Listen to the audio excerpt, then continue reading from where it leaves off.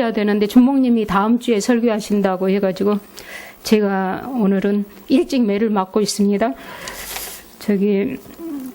이 말씀 우리 5월달 아까 장로님께서 기도하신 대로 5월달은 5주 오늘 마지막 주일입니다. 5월은 처음에 우리가 5월달 하면 가정의 달 5월 근데 목사님께서 5월은 집중의 달로 이렇게 말씀하셨었어요. 그리고 우리가 5월 한 달 받은 메시지를 강단 메시지를 이게 나에게 성취되었는지 정말 응답이 되었는지 점검해보는 그런 마지막 주가 되시기를 바랍니다. 어때요? 5월 첫 주는 5월 1일 날 어린이 주일이었거든요. 그래서 내 자녀에게 부지런히 가르치라 이 말씀을 주셨어요. 또 둘째 주는 부모님 주일로 주 안에서 부모님을 공경하라. 셋째 주는 가정천국과 교회 사명이란 말씀을 주셨는데 가정천국을 이루려면 먼저 내 심령이 천국이 되어야 남편을 주님으로 부르고 사라처럼 그리고 남편의 말씀에 복종하고 남편 역시 아내를 내 몸같이 사랑한다고 이렇게 말씀하셨거든요.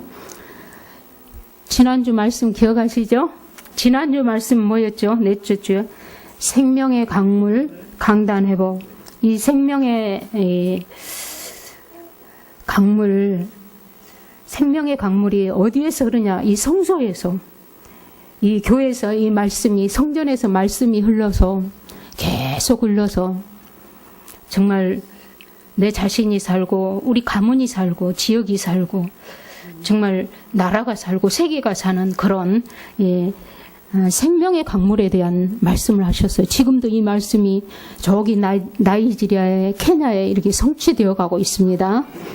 오늘은 5월 마지막 주일 가정 예배의 축복이란 말씀으로 이 5월 한 달을 마무리하고 또 피차 은혜 받는 시간이 되시기를 바랍니다.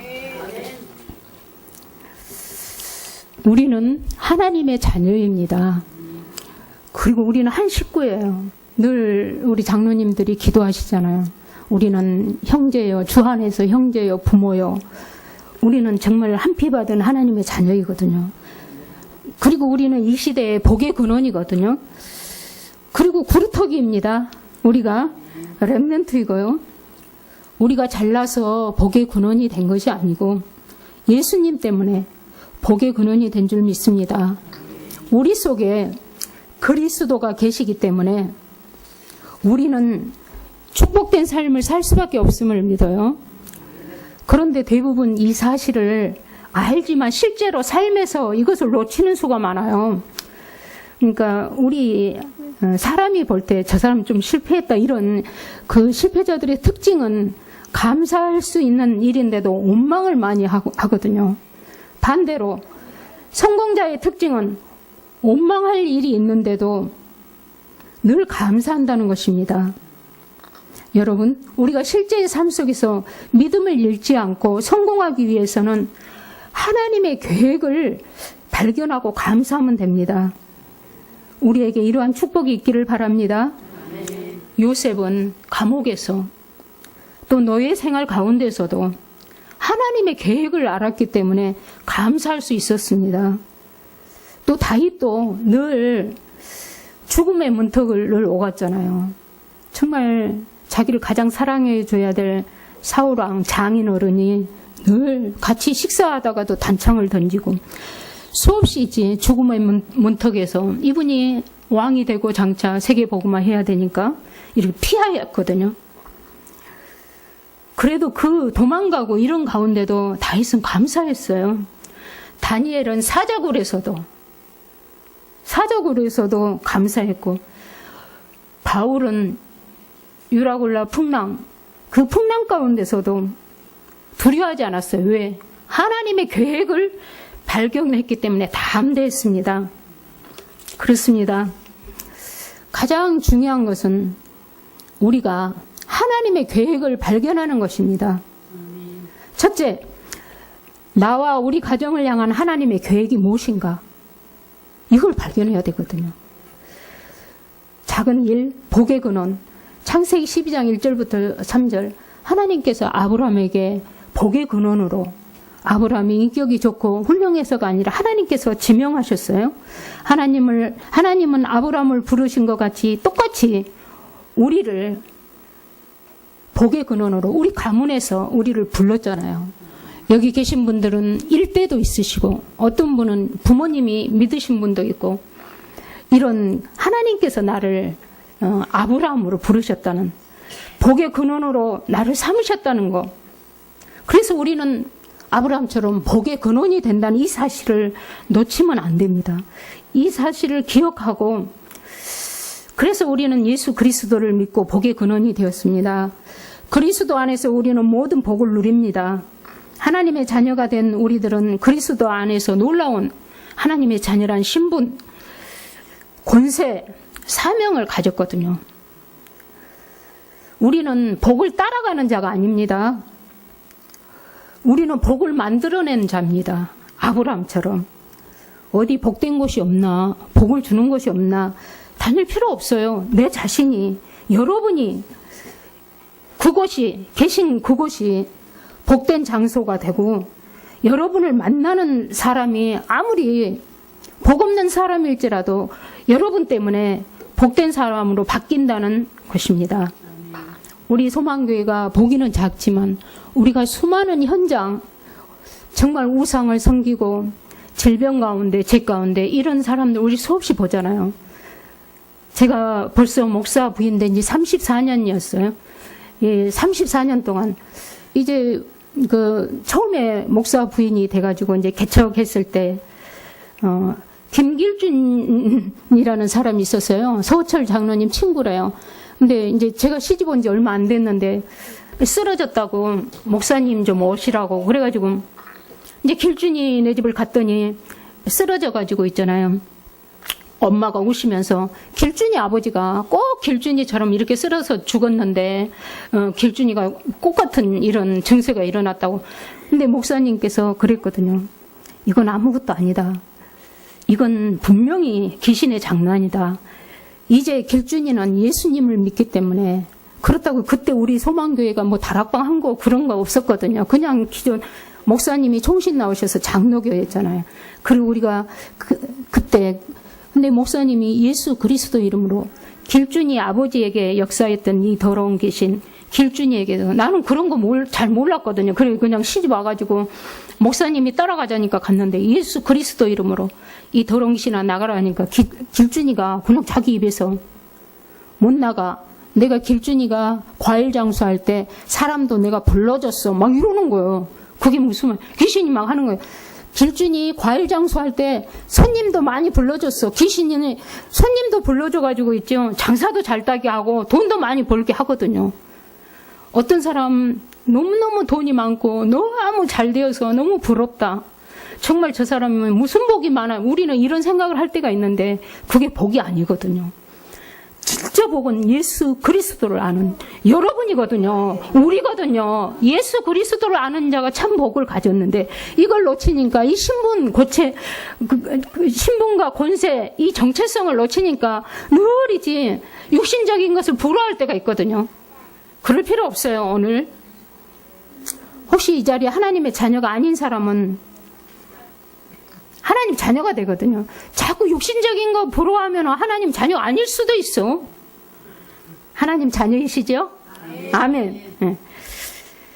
그래서 하나님께서는 여러분을 향하여 하나님의 계획이 이루어지기를 원하거든요. 이미 하나님의 자녀된 나 하나님의 축복을 알고 이제 누리면 돼요. 이게 하나님의 계획입니다. 하나님께서 성령으로 우리에게 찾아오셔서 우리 함께하는 것이 얼마나 감사하죠. 성령으로 우리 함께하셔. 지금도 성령께서 우리 함께하셔. 하나님이 친히 나와 함께하신 이 축복. 불신자들의 있잖아요. 그 소원은 오직 돈이고 불신자들은 오직 보이는 거, 육신적인 거. 이 차원이 너무나 다르거든요. 이 불신자의 그 육신적이고 세상적인 이것과 이 예수 그리스도를 갈보리 산에서 다 끝내버린 십자가에서 다 이루신 이 예수 그리스도 때문에 우리는 어마어마한 하나님의 자녀 이 축복. 근데 이 중간, 이 갈보리의 축복을 모르면 있지, 늘 흔들리는 거야. 불신자, 이쪽에 사탄한테도 얻어맞고, 이쪽에 예수 그리스도, 이쪽에서도 좀, 우리는 다, 내 정체성, 이걸 또 확인하고 또 확인해야 되거든. 내가 하나님의 자녀인데, 내가 어마어마한 신분과 권세가 있는데, 저 주위에도 우리 조카도 또 언니 가정도 강남에서 어마어마한, 그렇지만 그들은 행복하지 않은 걸로 내가 보고 있거든요. 그래서 가장 부러운 사람이, 제가 좀 가난하고 부족해도 소망교회 사모하고 소망교회 임덕희 전도사가 부럽다고 강남 언니가 그렇게 고백을 하더라고요. 정말이에요, 이건. 왜? 우리 속에 어마어마한 그리스도의 이 신분, 권세, 이 사명이 있기 때문에. 이렇게 하나님과 함께하는 우리는 조금 어려움을 만난다 한들 어찌 불평, 원망이 있을 수 있겠어요? 함께하는 자, 하나님이 함께하는 자는 어려움 속에서도 감사가 되어집니다. 그렇죠? 아멘. 네.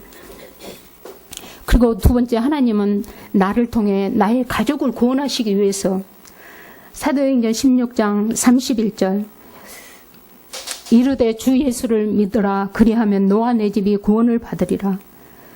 나 한 사람 구원받은 것이 우리 가문, 우리 가정을 구원하시기 위한 하나님의 계획입니다. 여기에 일대 나 때문에 우리 가정이, 우리 부모님이 구원받으신 분이 있고, 또 저는 그래도 어머니의 기도로, 어머니가 구원받아서 저는 2대잖아요. 저 2대 때문에 찬미가 3대, 수연이가 4대, 4대째 그렇게 예수를 믿잖아요. 우리 일대가 중요하거든요. 누구 때문에? 그래, 이렇게 나를 통해 우리 가족 구원하기 위해서. 세 번째, 우리 가정을 통한 교회 부흥. 제가 이제 늘 어머니랑 같이 있다 보니까 어머니가 98세지만 너무 머리가 총명하고 과거의 모든 것들을 다 이제 이야기해줘요. 엊그제도 어머니가 저한테 그러는 거예요. 나는 내가 주일날 일찍 옷을 예쁘게 입고, 어머니가 멋쟁이여가지고 항상 예쁜 옷을 입으시고 화장을 하고 교회를 가면 누가 뒤에서 졸졸졸 따라온대요. 그래서 어디 가세요? 그러면 우리 어머니가 그 추복순 권사거든요. 권사님 따라가요. 나도 교회 가고 싶어서. 어머니가 전도하지 않았는데도 교회 줄줄 따라오고, 어머니가 전도하지 않았는데도 그분들이 교회를 그냥 따라온대요. 그래가지고 제가 이제 모교가 애당교회인데, 애당교회가 어마어마한 교회로 어머니의 그 신앙을 보고 따라오는 거예요. 그래서 나는 전에 어머니가 이러셨거든요. 나는 어떤 분을 전도하고 싶으면 그 집을 일찍 간대요. 이쁘게 화장하고 옷을 입고. 그런데 가보면 그 집에 일이 아직 하나도 안 끝났대요. 그럼 어머니가 옷을 다 벗고 땀을 흘리면서 그 집 막 설거지 일 빨리 해주고 저기 같이 온다고 이렇게 들었는데, 그렇게도 우리가 전도도 하지만 따라오는 전도도 있어요. 따라오는 전도. 너무 부럽습니다. 네. 우리 때문에 이렇게 교회가 부흥되고 하나님의 나라가 확장되어지는 그런 역사가 있습니다. 네. 그리고 지역 복음화, 교회가 복을 받으면 이 교회가 복만 받은 게 아니라 이 지역이, 우리가 사는 그 지역이 복음운동이 일어나는 것이 하나님의 뜻입니다. 이게 지교회거든요. 우리 집이, 내가 있는 현장이 이렇게 복음운동하면 자연스럽게 다가오는 응답, 이게 이제 하나님의 시간표 가운데 이 응답을 이렇게 오거든요. 지교의 응답. 그리고 우리 때문에 어떤 일이냐. 직장 복음화. 직장을 영어로 제이오비 잡이라고 그러잖아요. 잡과 콜링. 이제 직장은 하나님께서 나를 선교지로 보냈다, 이런 마음을 갖지 않으면 안 되거든요. 직업을 말할 때 금방 말한 것처럼 두 단어로 잡과 콜링. 잡은 그야말로 돈 벌어서 먹고 살아야 하기 때문에, 우리 처자를 먹여야 되기 때문에 이렇게 직업의식만 가지고 일하는 거거든요. 이런 직업을 하면 할수록 피곤해요. 그 직장 그만 다니고 싶다. 그런데 콜링 다르거든요. 같은 직업이라도 하나님이 부르셔서 주신 직업, 이 콜링, 이 소명의식을 깨달으면 이 직장생활 할수록 있잖아요. 즐거워요. 왜 하나님이 나를 이곳에 보내셨지? 하나님은 어떤 계획 때문에? 여러분의 직업은 잡입니까? 콜링입니까? 콜링? 집사님 콜링? 우리 집사님이 근무하는 병원도 콜링. 우리 집사님이 근무하시는 이 현장, 어느 현장이든 이게 콜링입니다. 나를 통해서 하나님이 그 많은 사람을 구원하시기 위한 하나님의 계획. 그러면 내가 할 일이 뭐냐? 이렇게 하려면 쭉 여러분이 직장을 살리고 지역을 살리고 교회를 세우고 가정을 화목하게 하고 이러기 위해서는 결론적으로 딱 한 가지만 하면 돼요. 바로 예배거든요.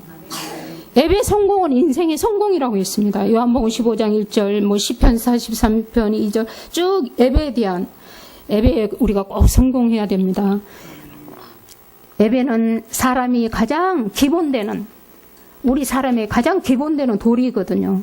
우리가 일부 예배도 우리 여기서 아까 드렸잖아요. 9시에 일부 예배도 많이 오셨어요. 그렇지만 늘 안타까운 것은 2부 예배도 얼마든지 오실 수 있는데 직장에 가신 분도 계시고 또 이 5월 달에 있잖아요. 되게 그 산악회도 더러 많이 있고 놀러 가는 데가 많이 있대요. 거기도 벌써 갔네요. 몇 분이 거기 가셨네요. 그래서 이 예배는 하나님과 함께하고 있는 하나님과 관계 확인하는 시간이거든요. 내가 사랑하는 사람하고 늘 대화하고 관계하듯이 이 예배는 하나님과의 관계거든요. 이 관계가 사랑하는 사람과 소통이 끊어지면 안 되는데 이 예배가 없으면 하나님과의 관계 소통이 끊어지잖아요. 그래서 예배는 위로부터 주시는 새 힘을 얻는 시간이에요. 이 예배에 성공하는 것만이 우리의 삶이 성공되는 길이거든요. 그런데 있잖아요. 얼마나 이 예배를 방해하는지 주의할 점은 사단이 이 예배를 너무 방해한다는 사실. 예배가 너무 중요하기 때문에 이 마귀는 예배를 방해하고 있어요. 마귀는 지금 예배를 방해하면서 여러분의 가족과 교회를 노리고 있거든요. 어떻게 저 교회를 넘어뜨리고 어떻게 저 장로님을, 저 권사님을, 저 집사님을, 저 성도를 넘어뜨리고 이걸 노리고 있는 거예요. 우는 사자처럼이라고 표현했거든, 성경에. 우는 사자처럼 노리고 있거든요. 그래서 우리는 깨어 있어야 되거든요. 어떻게 깨어 있냐? 24시간 잠을 자지 말라는 게 아니고 영적으로 깨어 있어야 돼요. 내가 어젯밤에 잠을 안 자고 기도하고 준비하려고 이 한 주간은 내가 차려야지 이런 결단을 하고 잠도 조금 덜 자고 그랬더니 아침에 너무 가장 중요한 아침에 일부 예배 와야 되니 막 힘이 없는 거예요. 그래가지고 막 당황이 되는 거예요. 막 땀이 나고 힘이 없고 머리를 내가 해놨는데 땀이 나니까 막 머리가 축 쳐져버려요. 막 이렇게 이제 아침 내내 이렇게 예배를 방해하구나. 막 아침에 얼마나 이 영적 싸움을 했는지요. 우리 영적 싸움 날마다 있지. 영적 싸움 해야 돼요. 내 자신과 이 흑암 세력과 환경과. 그래서 우리는 이제 큰 세 번째 가정 예배에 성공해야 되거든요. 가정 예배 축복. 이 가정 예배 축복은 그냥 예배가 아니에요. 양의 피 우리가 알잖아요. 출애굽한 이스라엘 백성. 이 양의 피를 바르는 집에는 죽음의 그림자가 넘어갔거든요. 출애굽기 12장 7절부터 그 23절에 쭉 가정 예배는 6월절 어린 양의 피를 문설주에 바르는 것과 똑같은 거예요. 우리가 가정 예배를 통해서 저주가 우리를 해치지 못하고 그냥 넘어가요. 패스. 가정 예배 모든 문제 해결. 다윗이 있잖아요.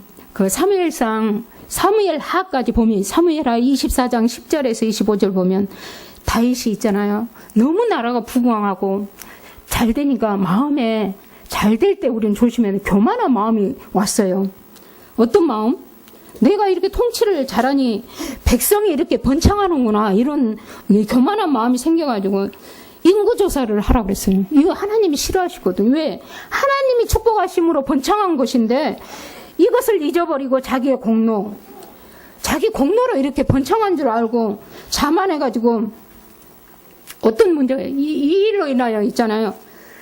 온 이스라엘 다윗분하고 이스라엘의 문제를 만나게 되었어요. 이렇게 문제가 왔을 때 다윗은 놀랍게도 그 순간 예배를 드렸거든요. 이것이 예배의 비밀이에요. 우리에게 문제가 안 오는 게 아니에요. 늘 있잖아요. 우리는 사탄의 공격의 대상이거든. 왜? 어마어마한 하나님의 자녀이기 때문에. 그래서 우리는 이제 어떤 공격도 이길 이제 준비 태세가 돼야 되거든요. 특별히 공격을 받을 때 예배에 승리하면 돼요. 그 순간 다윗이 예배에 승리했어요. 이게 예배의 비밀이거든요. 아무리 큰 문제 속에서 어떤 이제 어려움이 와도 하나님 앞에 내가 예배 드리면 하나님은 그 어떤 문제도 해결하시는 것입니다. 예. 그리고 하나님이 축복이 임한다 그랬어요. 어떤 축복? 출애굽기 20장 24절에 예배 가운데 하나님께서 임재하신다 그랬어요.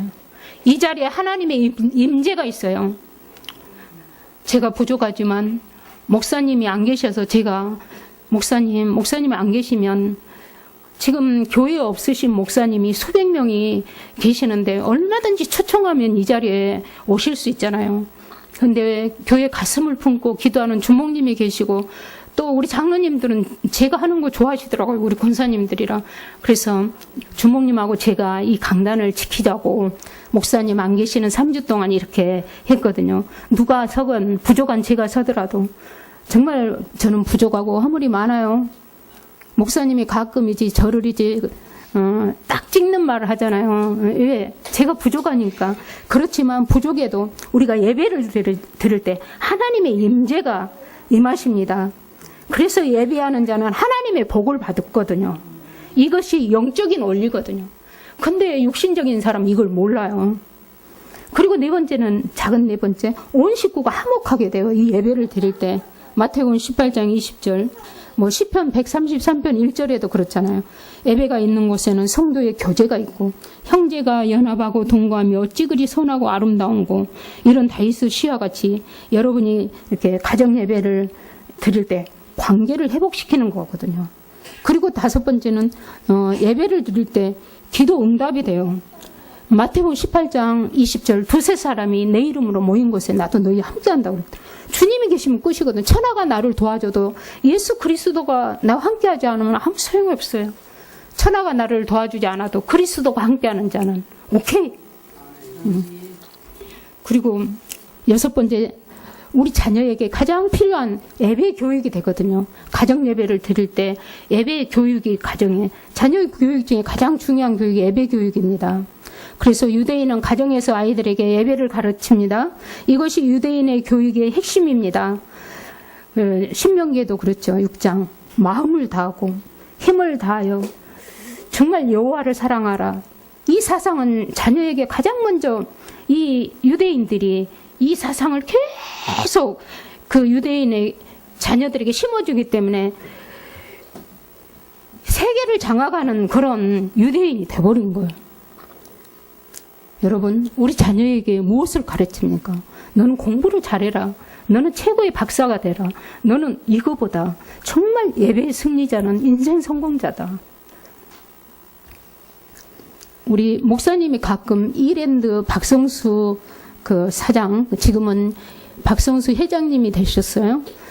전에 이제 가정예배 목사님이 설교 전에 하실 때 그 생각이 나서 제가 아침에 인터넷을 이렇게 보니까 박성수 그 이사장, 지금 이랜드 박성수 이사장님은 이분이 고등학교 때 공부를 별로 못했대요.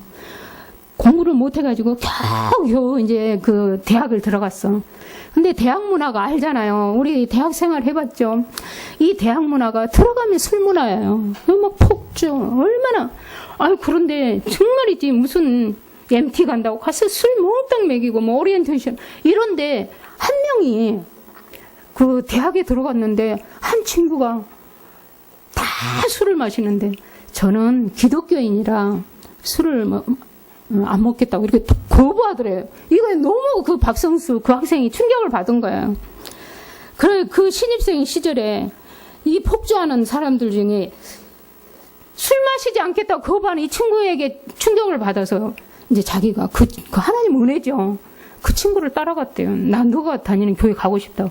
근데 가다 보니까 저기 서초구에 있는 사랑의 교회, 그때 오카노 목사님이 심호하시는 그 교회였대요. 그래가지고 오카노 목사님 얼마나 평신대, 저도 거기 가서 교육 받아봤거든요. 훈련 받아봤는데 평신도를 깨운다. 아주 오카노 목사님이 그 교육을 잘 시켜요. 예배, 그분이 있죠. 예배를 확실히 배워버린 거예요. 그래가지고 지금 이제 그분이 이하여대 앞에다가 2평짜리, 그러니까 500만 원을 가지고 옷장수로 시작한 거예요. 옷장수. 그래가지고 지금은 얼마나 됐냐. 얼마 전에도 뭐 1조라 그러더니 연 매출이 지금 10조래요. 10조. 그 층마다 있잖아. 기도실을 다 만들어 놓은 거야. 정말 한 사람의 나는 기독교인이다. 나는 술을 거부하겠다. 이 한마디에 있잖아요. 그 어마어마한 그 믿음의 사람. 우리가 가끔 기독교인이 아닌 것처럼 행동할 때가 있잖아요. 어떤 좌석에 가서 기도도 하지 않고 내가 기독교인이라는 거 이것만 해도 하나님이 기뻐하시고 그런 제자를 붙여주실 줄 믿습니다. 그분은 있잖아요. 정말 창조의 신화를 수없이 이끌어냈어요. 그 옛날, 지금 제가 자세히는 안 읽어봤는데 그 오래전, 수십 년 전에 많은 사람이 그 대출을 받을 때 몇천 정도 받는데 이분은 있잖아요. 이분의 회계 장부, 이분은 분식 회계를 하지 않는다. 이분은 투명하게 이 모든 것을 하고 세금을 먹지 않는다. 이걸 은행에서 다 알고 있잖아. 이분에게 몇 천만 원씩도 대출을 안 해주는데 이분에게 7억을 대출해 준 그런 회사도 있었대요. 인터넷 쭉 보니까 빚도 아직도 사업하는 사람은 그런지 빚도 있고 그런다지만 이분은 어쨌든 있죠. 그런 연매출이 10억, 10조, 억이 아니라 10조 연매출이.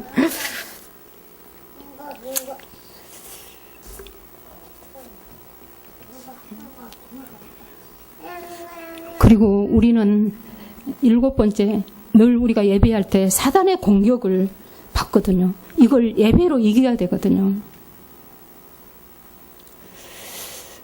저는 어머니하고 같이 매일 가정 예배를 드려요. 며칠 전에 우리 어머니가 98세니까 연로하시고 어머니도 그 깊은 태형성 관절 같은 게 있어요. 그래가지고 그 관절 때문에 한 달에 한 번씩은 병원에를 가요. 근데 저 혼자 가는 게 아니라 큰 오빠, 이제 둘째 오빠, 저 이렇게 셋이 가요. 근데 이제 그날도 병원에를 이제 큰 오빠랑 둘째 오빠가 운전하고 큰 오빠가 이렇게 셋이 갔다가 근데 그 병원이 저기 멀리 있어요. 도봉구 방학동이라는 먼 곳에 모든 할머니들이, 할아버지들이 모든 병원을 다녀봐도 안 나으니까 소문을 듣고 왔대요. 그래서 이제 제가 큰 오빠한테 전화를 해요. 오빠, 저기 어머니 오늘 병원 가시는 날이니까 미리 가서 예약을 좀 하세요. 그러면 전화 예약은 절대 안 받아요. 가서 이제 오빠가 기다리고 있는 거예요. 오빠 그날, 다른 날은 8시에 갔는데 그날은 9시에 가셔서 예약을 하려고 갔는데 6시부터 노인 양반들이 와서 34명이 기다리고 있더래. 자기가 35번째래. 그렇게 이제 많이 오는데, 이제 어머니 순서가 돼가지고 계단도 있잖아요. 엘리베이터도 없는 그런. 계단을 올라가는데, 어머니가 다리를 올라가시다가, 부축해서 올라가시다가 이 다리를 찍었는데 내가 보니까 피가 조금 나더라고요. 그래가지고 이제 집에 와서 소독도 하고 상처를 해줬는데 일주일이 지났는데도 같이 예배를 드리는데 너는 내 다리에 뭐가 붙어있는 거 안 보이냐 이러는 거예요. 그래서 왜 그러시냐 그랬더니 그것도 안 보이냐, 사모가 될 거 그렇게 영안이 어둡냐 이러는 거예요. 그래서 어머니는 내가 이렇게 바쁘고 힘드니까 빨리 어머니는 천국 가시고 싶은 거예요. 근데 그 사단이 어머니 발에 붙어서 계속 어머니 살을 있잖아요. 깎아내리고 있더래, 칼로. 깎아내리든 말든 어머니는 그냥 참고 내가 이 병 이렇게 해서 천국 가는 게 나를 도와주는 걸로 생각하고 그걸 있잖아요.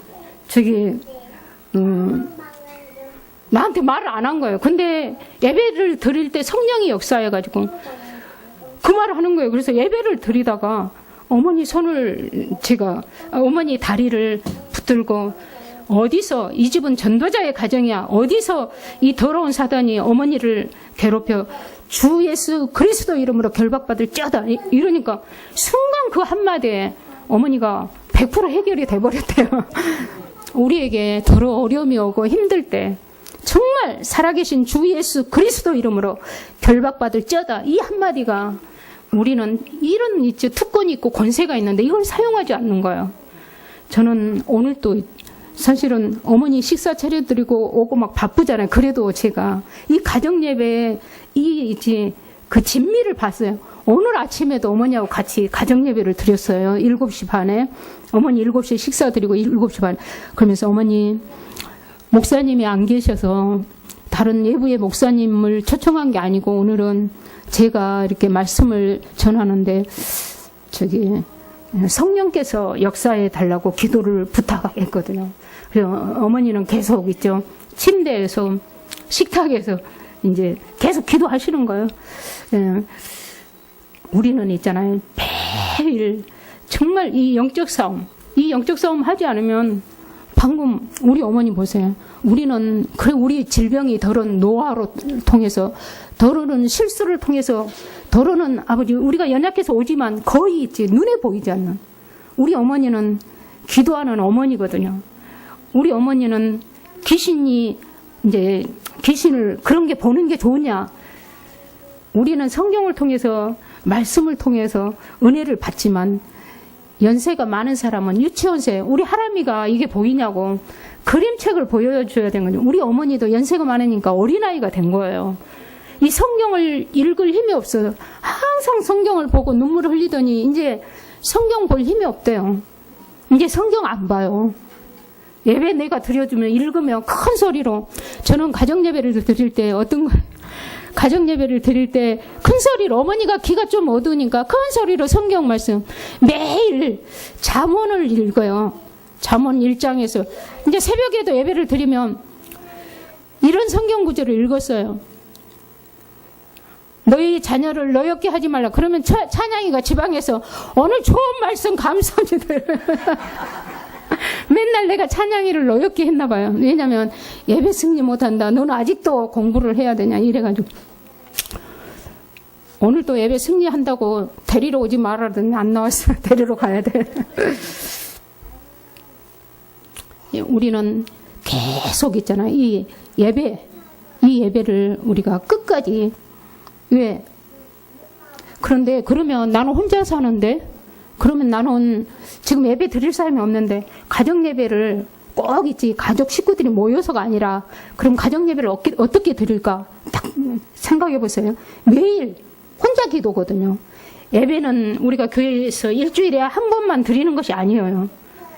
혼자 있을 때 하나님과 함께 하심을 깨닫고 지금 하나님 나와 함께 하신다. 하나님과 교제가 회복이 돼야 된다. 내가 하나님 앞에서 가장 진솔한 시간을 가져야 돼요. 진솔한 시간. 진실되고 솔직한 시간. 하나님 앞에 혼자 있을 때 더 좋잖아요. 둘이만 있어도 진솔한 이 마음이 안 나올 때가 있는데 정말 조용한 시간을 갖고 예배 기도 드릴 때 나의 영적 문제가 보이거든요. 이 세상에 영적 문제 없는 사람 아무도 없어요. 나의 영적 문제가 발견되고 이게 결박이 되어져요. 이 예배 드리고 이 조용한 시간에. 이걸 안 하면 이제 다 저 사람 영적 문제 있다는데 자기만 모르는 거예요. 이러면 되겠냐고. 남들은 몰라도 나의 영적 문제를 내가 알아야지. 알아야 돼요? 몰라야 돼요? 네, 내 영적 문제 내가 알아야 되는데 모든 사람이 저 사람이 영적 문제가 있구나 아는데 자기 자신은 몰라. 이건 하나님과의 진솔한 기도와 조용한 시간을 갖지 않았다는 거거든요.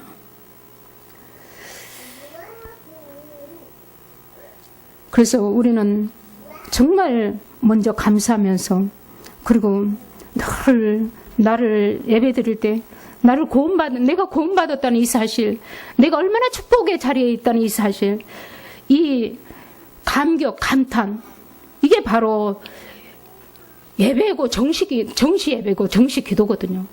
그럼 막 무슨 격식을 차려서 하는 거 아니에요. 얼마나 사단이 방해하는데 예배를. 부산에 우리 신우는 목사님이 가정예배 드려라. 문제가 있다고 하니까 예배 그럴 때마다 있지.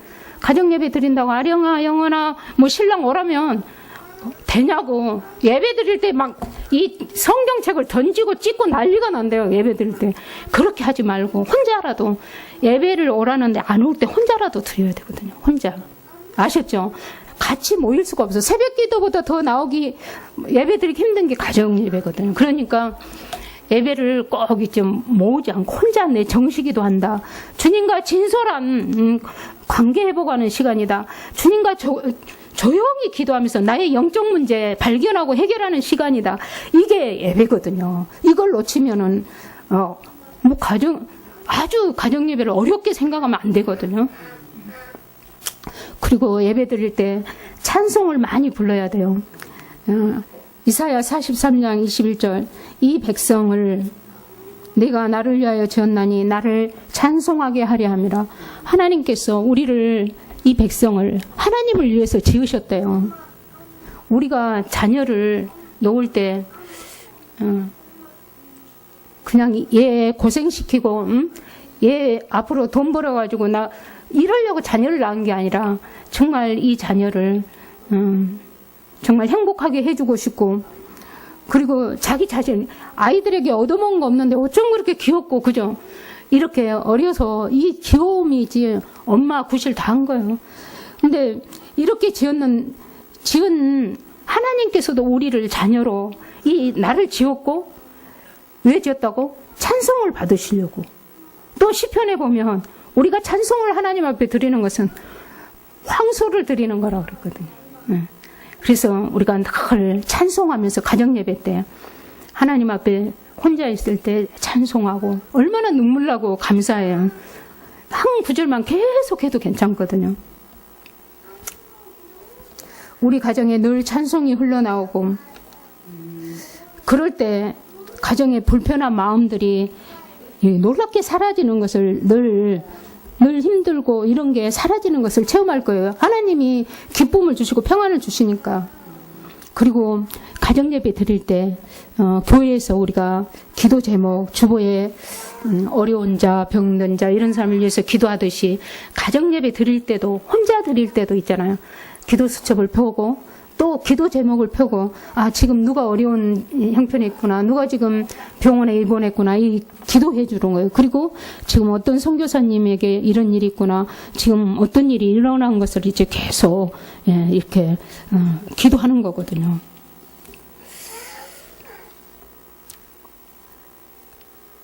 그래서 우리는 이 시대의 위기는 예배의 실패에서 시작된다고 합니다. 꼭 가정 예배, 나의 혼자의 정시 예배 꼭 회복되시기를 바랍니다. 이렇게 회복되면 근원적인 축복, 근본적인 우리의 축복을 주신대요. 이 근원적인 건 뭐냐? 인생의 근본 문제, 하나님 만나게 하고 죄, 저주, 사단이 완전 박살나는 거. 이 근원적인 축복을 주시고, 그리고 하나님께서 우리에게 시대적인 축복, 이 시대에 유일성을 축복을 누릴 수 있도록 이런 있지. 내 하는 업에, 내 하는 기능에 이 최고의 이런 시대적인 축복, 그리고 하나님께서 나를 대표적인 축복, 하나님께서 대표적으로 뽑듯이 나를 대표적인 이런 축복을 주시거든요. 그리고 기념비적인, 내가 아까 우리 어머니 이야기했잖아요. 우리 어머니가 일찍 예수님을 모셨는데 그 어머니의 친정 어머니 아버지가 예수를 못 믿게 하니까 시집을 가서 내가 예수를 꼭 믿어야지 이런 생각을 하고 시집을 왔는데, 이건 도덕한 아버지를 만나고 도덕한 시아버지를 만난 거예요.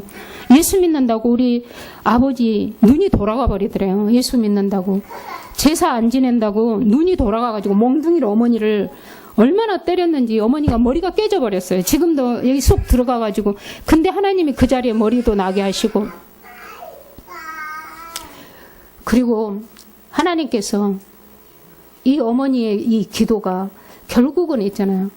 그 할아버지께서 돌아가시면서 할아버지가 낮에 돌아가실 건데 아침에 나 죽으면 너 꼭 예수님 믿어라 이래가지고 할아버지가 유언을 하셔서, 그때가 어머니가 56세인가 됐대요. 그러니까 어머니가 56년 동안 이제 뭐 8살에 영접했다 하더라도 한 40년 얼마나 그 고통을 받았겠어요. 그런데 그때부터 이제 57세인가 됐던 그때부터 이제 새벽 기도를 계속, 어머니가 어제는 저한테 그러는 거예요. 자기는 새벽 기도를 밤 12시에 간대요. 밤 12시에 새벽 기도를 가가지고 자녀들이 많으니까 새벽 기도 가가지고 손을 들고, 왜냐면 앉아서 기도하면 졸아버릴까 봐서 불도 하나도 소등도 켜지 않고 손을 들고 돌아다니면서 춤을 추면서 예수님 사랑해요. 예수님, 내가 예수님을 믿은 거 감사해요. 뭐, 나 처음 들었거든요. 가정 예배 드릴 때마다 어머니가 한마디씩 해줘요. 막, 이게 있지, 4시간 동안. 그럼 제일 빨리 오는 사람이 4시에 온대요. 그럼 얼른 앉아서 이제 기도하는 것처럼 한대요. 이렇게 기도하고 있으면은 다 영적으로 알아요. 어떤 분이 이러더래요. 나 기도 좀 해달라고. 그래서 무슨 기도를 해줘. 나는 아무 능력이 없어. 어머니 항상 그러거든. 나 너무 아프다고 기도 좀 해달라고 그러더래. 보니까 어머니는 이제 기도를 하니까 보여준겠죠. 위에 벌레가 있죠. 가득 있지. 붙어 있더래요. 하여튼 이게 있지. 붙어 있더래. 근데 어머니가 그 새벽에 일찍 온 사람 기도를 하는데 이게 거기서 떨어져가지고 댕굴댕굴 그러 밖으로 나가야 되는데 강대상으로 올라오더니 목사님 다리에 딱 붙어버렸대요. 그 담임 목사님, 조성원 목사님. 그러더니 어떡하지? 저게 다리에 붙으면 안 될 텐데 밖으로 나와야 될 텐데 하는데 그 다음날 목사님이 다리가 아파서 병원에 입원했다고 그러더래요. 근데 누구만 알겠어? 어머니 혼자만 알고 있는 거예요. 그러니까 어머니가 또 혼자 나가서 얼마나 교회 가서 그 사람은 이제 나와버린 거예요. 근데 그게 있잖아요. 그래서 이제 목사님은 우리 어머니는 목사님이 기도를 하시든 영적으로 그러든 최고로 생각하는데 자기 목사님이 그거 붙어버렸다고 병원에 갈 수도 없고 막 얼마나 울고 기도를 해가지고 이제 그게 떨어져 나갔는지 태원에 떨어져. 영적인 사람 보이거든요. 기도하는 사람 하나님이 보여줘요. 이게 신비주의가 아니고 하나님은 신비롭거든요. 우리가 기도할 때, 우리 자녀를 위해서 기도할 때, 우리 어머님을 위해서 기도할 때 하나님께서 이런 거 다 보여주잖아요. 그래서 어머니가 그렇게 새벽마다 이 기도한 거, 내가 좀 신방을 멀리 가거나 늦게 오면 어머니가 침대하고 식탁 바닥에 못 앉아요. 그러니까 이러기 때문에 밥을 아침 먹을 거, 점심 먹을 거, 저녁까지 3군데 이렇게 차려놓고 갈 때도 있거든요. 그래도 고맙다. 어머니는 내가 너처럼 교회 생활을 많이 하고 모든 장례식 57 이후로는 어머니가 90살까지 57에서 90살까지 모든 장례식, 모든 신방, 모든 구역예배 하나도 안 빠졌기 때문에 너를 이해하니까 마음껏 하라고 그래요. 감사하죠. 우리가 우리 장로님이, 우리 권사님이 이런 90살까지 마음껏 주의 일하고 마음껏 예배에 승리하는 그런 축복의 증인이 되고 아브라함과 같이 정말 믿음의 복을 믿음의 유산을 많이 남기는 그런 축복의 우리 어르신들 되기를 기도합니다. 기도드리겠습니다.